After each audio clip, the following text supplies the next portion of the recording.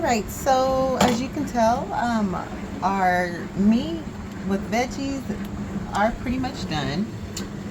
When we come over here to our chili beans, I do this every time, but our chili beans are starting to float. So what we're going to do is add a half can of tomato sauce.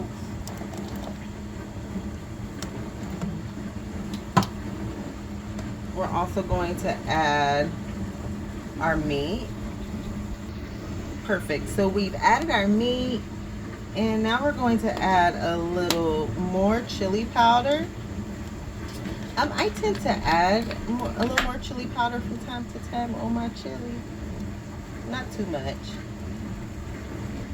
And then we're going to add some barbecue sauce. Now, any barbecue sauce that you prefer.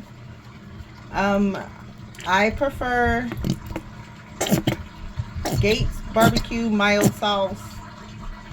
That's just my thing. And we are going to mix this in.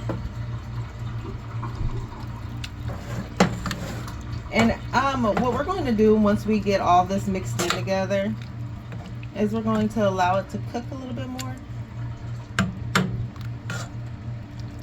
Now, a lot of times you can, depending on how you make chili, you can already smell the seasonings and the spices. Let me add some more barbecue sauce though.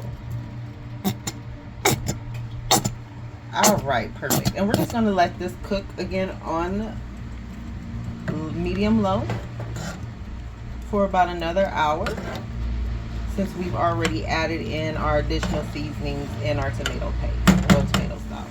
And we'll just check back in on it in a little minute.